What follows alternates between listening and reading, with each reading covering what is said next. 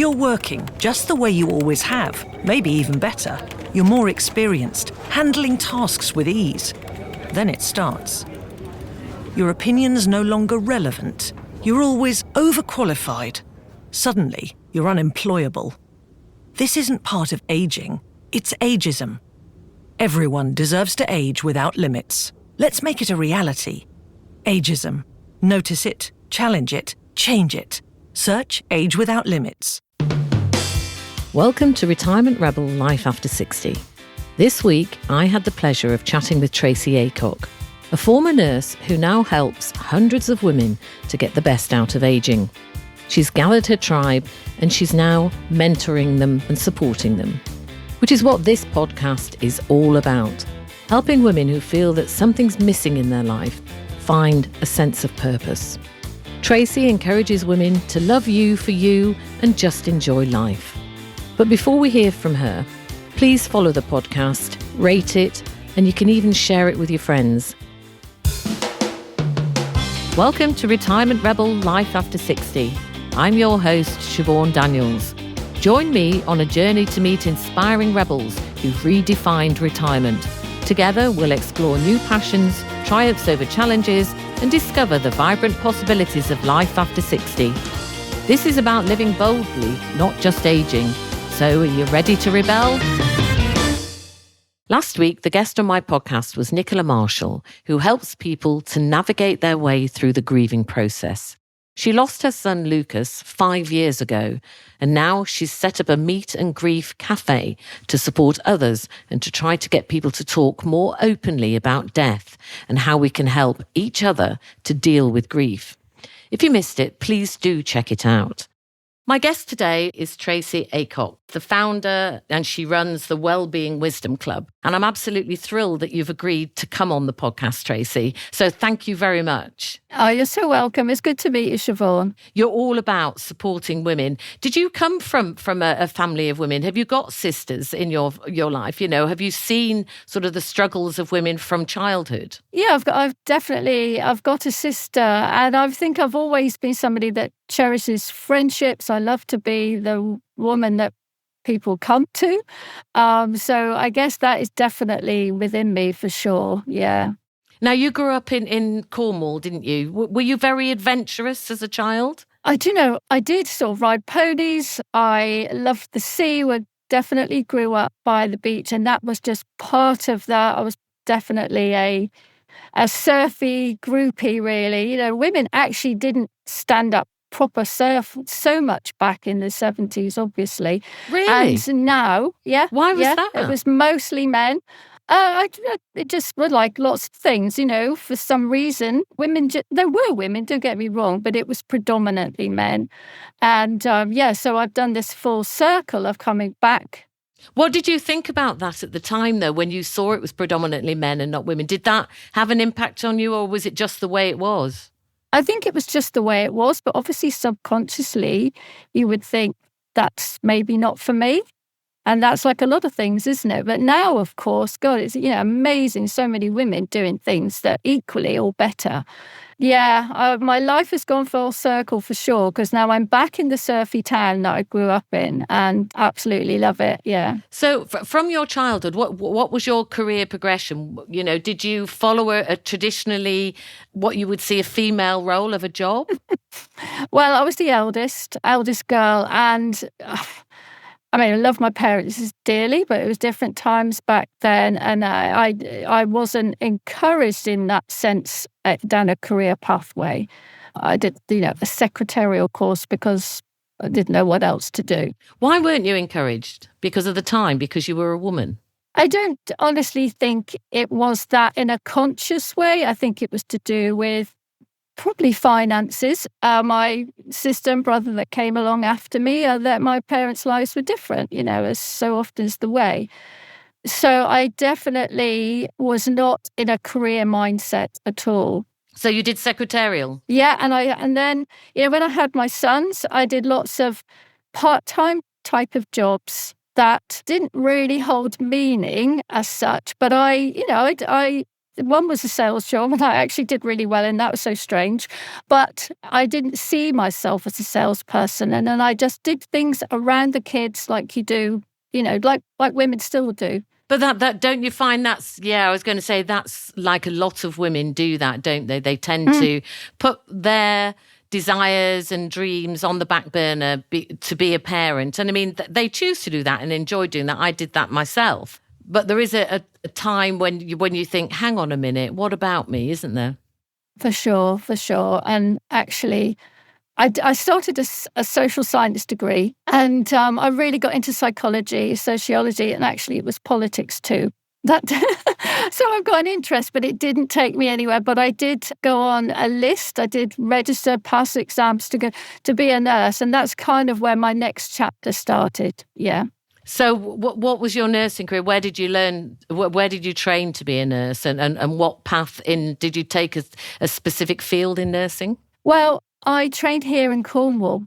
I loved it all. I can honestly say that. Every year I kind of go to different specialties, and I got offered a job in every one, and I loved every one. And then I'd met my husband then. So we were a second marriage, blended family, and I got married, and my nurse training all happened at the same time. So then we moved to Dorset. So I literally was like a fish out of water in a new hospital, different uniform, didn't know anyone, just, throw me in, sink or swim.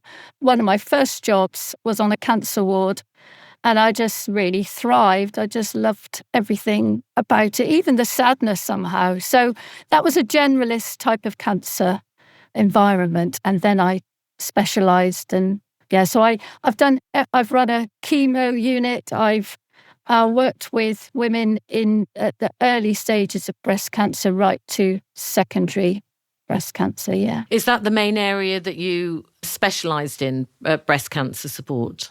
Yes, it was. I didn't seek that out necessarily, but I wanted to go from the generalist side. I loved that, but I really wanted to kind of, just hone my skills, I suppose. And I loved everything about it.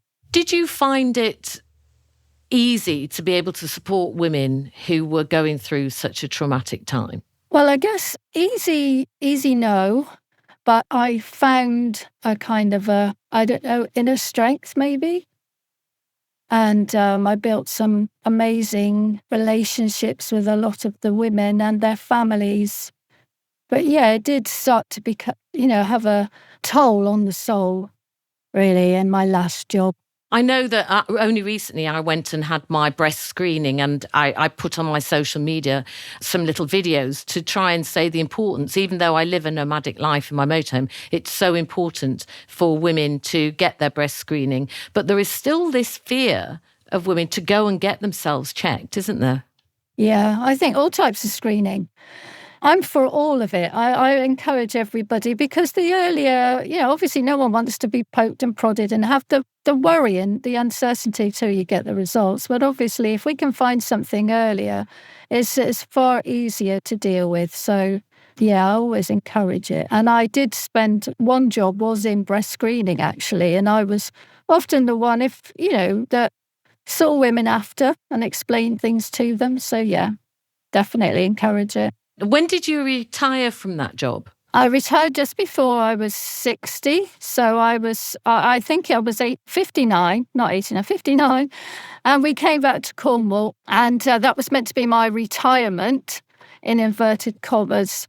But, oh God, I missed everything so much. I'd gone from being a really busy person in a blue uniform. I just loved so much of it. But the stress was beginning to tell on me at my last job.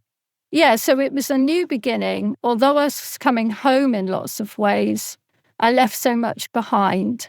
You were saying there about the stress in your job. You felt the stress. Was there anything to do with ageism or anything like that coming into play? Because I know, talking to a lot of women, particularly on this podcast, they found that people's attitudes to them in the workplace seems to change when they're their mid-50s going to 60, though there's this assumption that they're going to retire, so they're not treated in the same way. Did you encounter any of that? No, I've got to say, I got a big job, the biggest job of my career when I was 55, and I felt very valued by the consultants, particularly I worked with.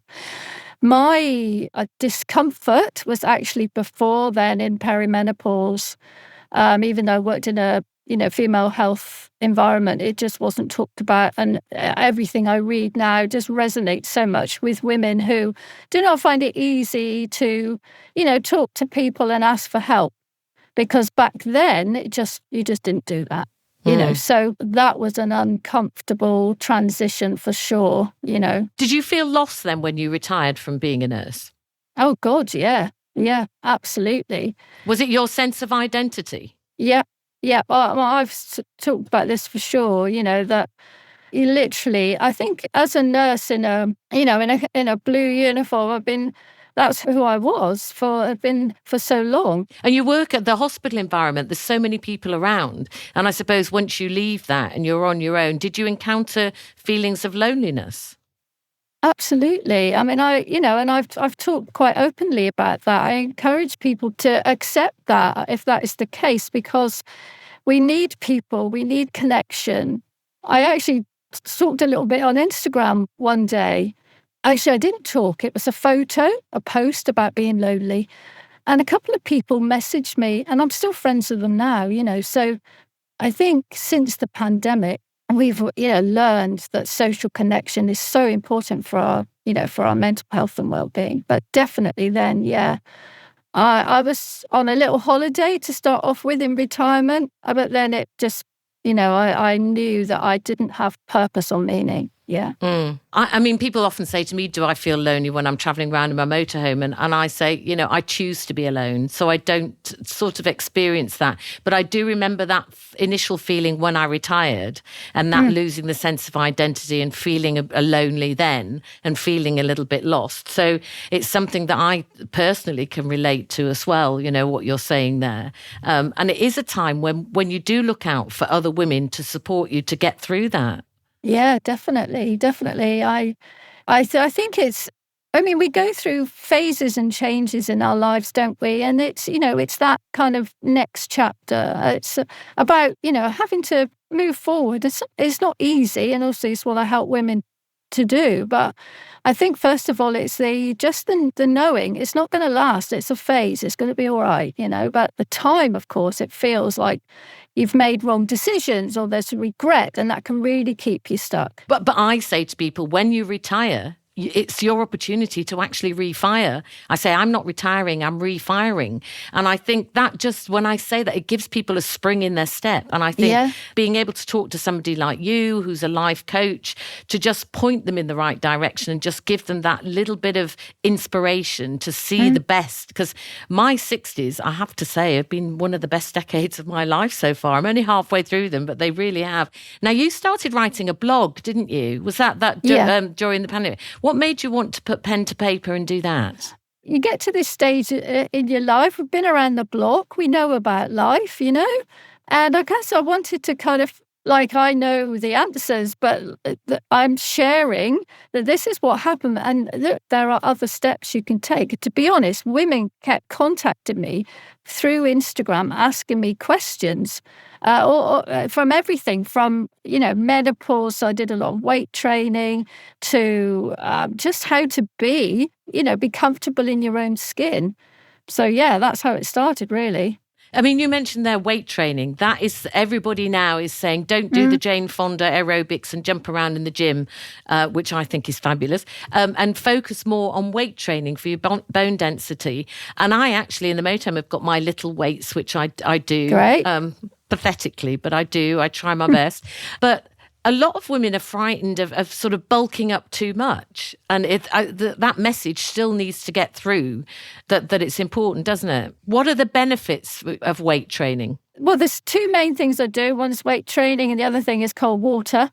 The weight training, you're not going to bulk up. I wish I had a pound for every time, someone said that. It basically, it's resistance against muscle, even if it's a resistance band or you pick up 2 bottles of water. You want that resistance for your muscles, which in turn keeps your bones strong. So, I'm so into movement and being outdoors, and I just recommend it to everybody. Just find your thing, even if you start 5 minutes a day. I do garden workouts and I, I've stuck to that all the way through. So definitely. And I get lots. In fact, it reminds me, I've had an email from somebody asking me, I want to start with my arms. Where should I start? What should I do? So I must reply to her when I get home. I'm just going to interrupt for a moment to shamelessly plug my book, Retirement Rebel. It's published by Vertebrate Publishers, and it's my honest account of feeling broken in my 50s and finding my happy place in my mid-60s. I got rid of my home and possessions and hit the road in my motorhome for a roller coaster ride along life's adventures. I wanted to help younger women not to fear aging and older women to grab life and run with it. You can purchase a copy in most bookstores and on Amazon. Right, now back to the conversation. So, how did you decide that you wanted to be a life coach? And did you do training to be a life coach? Or have you just decided that you've got enough experience in life to give your invaluable opinion to other people? Because there are some people that say there are a lot of life coaches out there. And what are they really bringing to the table? Yes, like everything. There's a lot of people doing lots of things. For me, I wanted to do a certified qualification because that's who I am. I wanted to do it, professionally, properly. I do have a lot of health and psychological type qualifications that I can bring to the table. Like everything, I choose to come from an aspect of abundance. Yes, there's a lot of people doing the same thing, but only the way I do it in my voice, and that's what I, go by. So, and I feel genuinely I have got life experience. Women come to me with all types of things, which is so amazing, such a privilege. But I think the fact that you're authentic and the fact that you, like you say, you've got your medical background as well and you've got your life experience gives you a kind of credibility that women want to listen to and to be guided by. But it is a difficult period of your life for women in all aspects, this midlife, I think, because of the way society has got the preconceived ideas of how we should be dressing, behaving, thinking, once you've retired. Have you found that you've had to actually coach people into how to age? Oh, yes, definitely.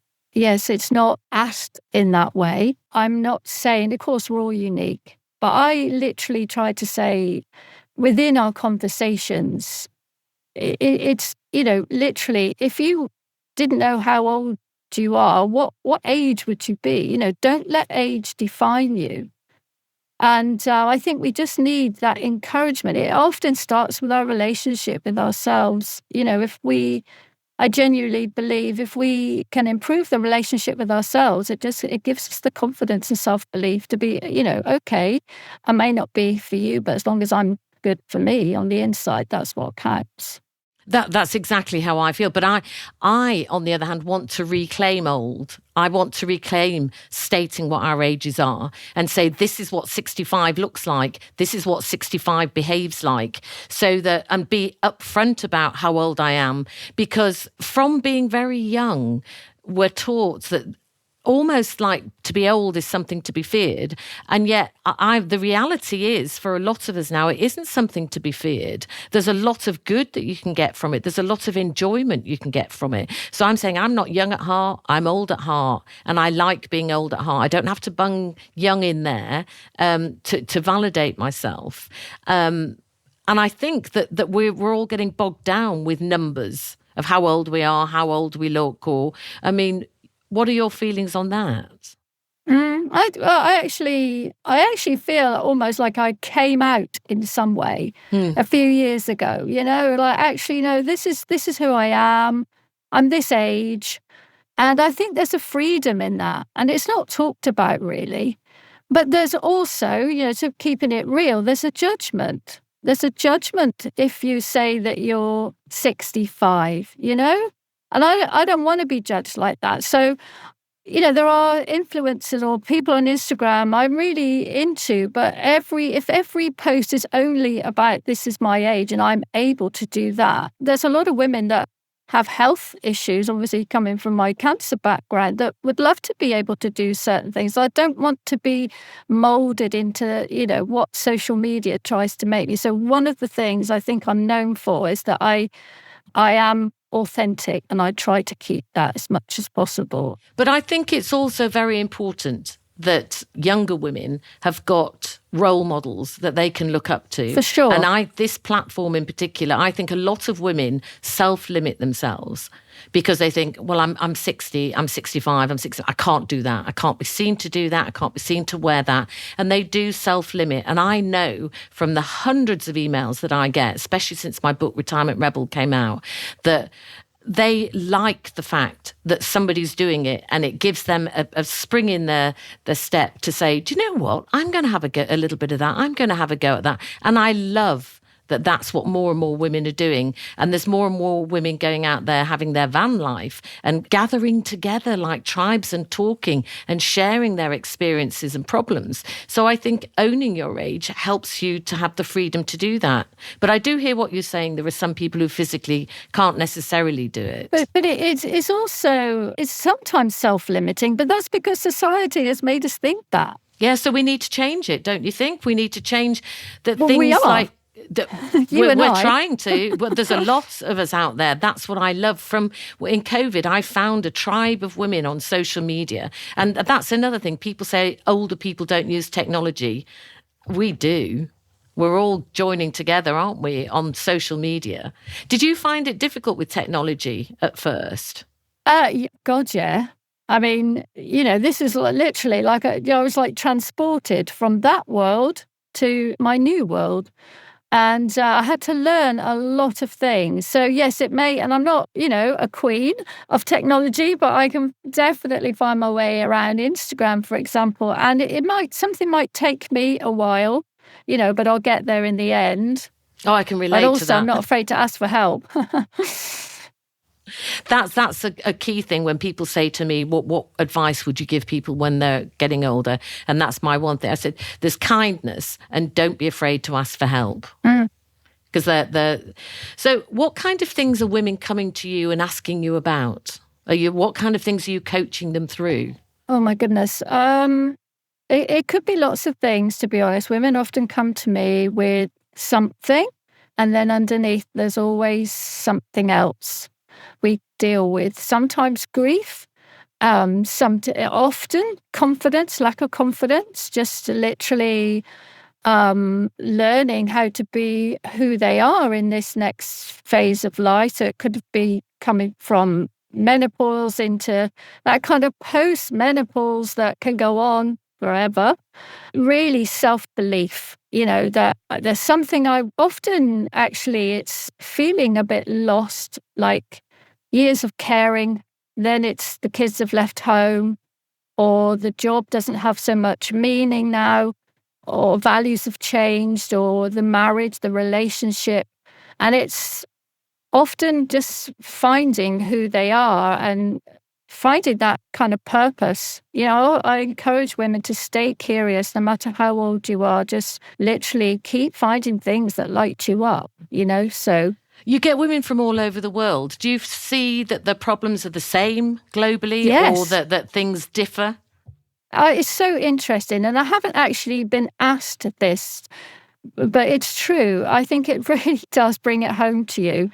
I see women now across the world, and literally it's the same stuff. So it just, which is quite something, isn't it, really? But Well, the World Health Organization, their 10-year campaign is to eradicate ageism because of the impact, both, physically, financially and mentally, predominantly on women all around the world. It is a global problem. And when you read their research and the statistics and things, it's quite alarming, which is why we do need to have our voices heard. We do need to be seen, especially as we get older. Yeah, for sure.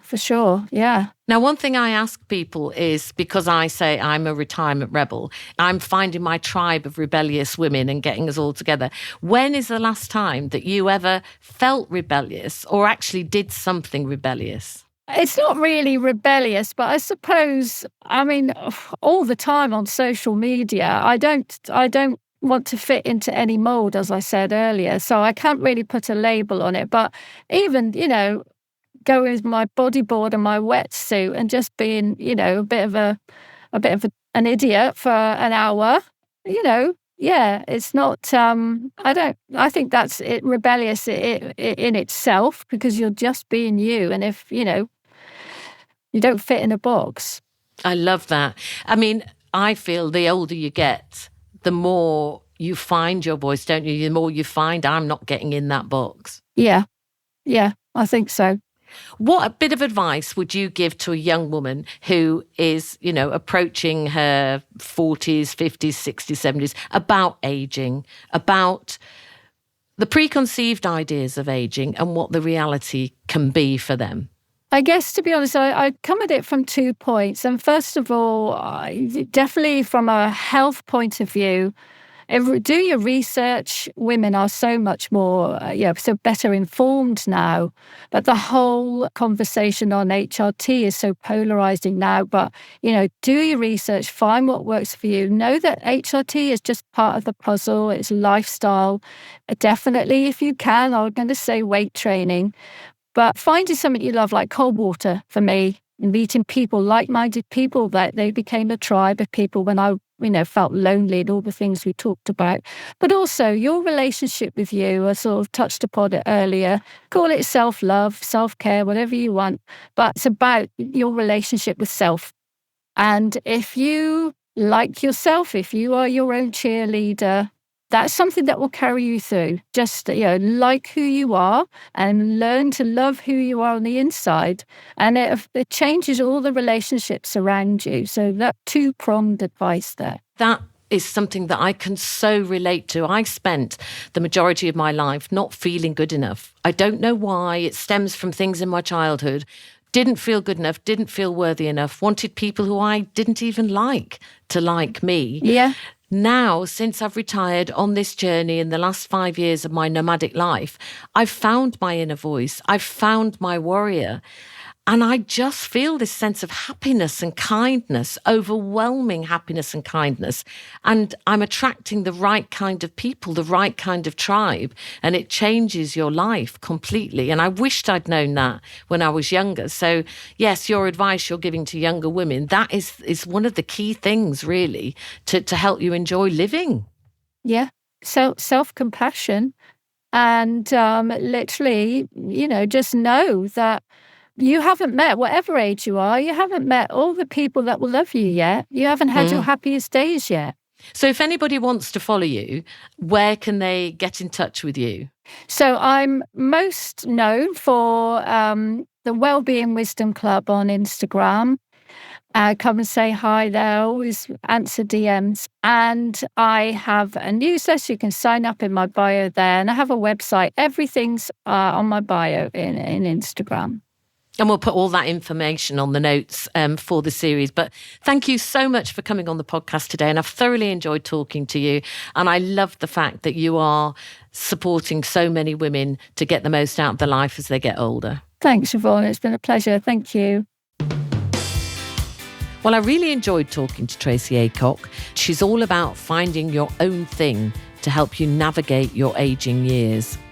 What I take away from our conversation is the importance of one's relationship with self. We have to learn to like who we are on the inside, to then find what truly makes us happy in life. It's also important not to let age define us. We should not let ourselves be put in a box. For Tracy, she feels that it was once she figuratively came out and acknowledged her age in her late 50s that she realised who she is, and it gave her such a sense of freedom. I'd love to hear from you if you have a story to tell about finding yourself or even repurposing your life, or just simply how you can inspire others to think positively about what it actually means to be old. Next week, I'm talking to Jane Ashley. She shares her rebellious spirit of adventure into her 60s. Having experienced the pain of losing her husband and her sister at a young age, she's embraced every moment of getting older, including completing marathons and a solo skydive. I really hope that you enjoy our conversation as much as I did. Thank you so much for joining me on today's Retirement Rebel Life After 60. I'm truly grateful for your time and your willingness to embark on this journey with me. If today's conversation sparks something within you, or if you've your own rebel story to share, I'd love to hear from you. Please reach out through our social media channels or email, and let's keep the conversation going. Email us on podcast@retirementrebel.co.uk. And remember, if you found value in our time together today, consider sharing this episode with a friend who might also enjoy and benefit from our Retirement Rebel community. Spreading the word helps us grow and continue to challenge the narrative around life after 60. All of our details can be found on retirementrebel.co.uk. Retirement Rebel Life After 60 is written and hosted by me, Siobhan Daniels, and produced by the incredibly talented Matt Cheney. Join me again next week for another episode. Until then, keep embracing your inner rebel and living life to the fullest. Bye for now.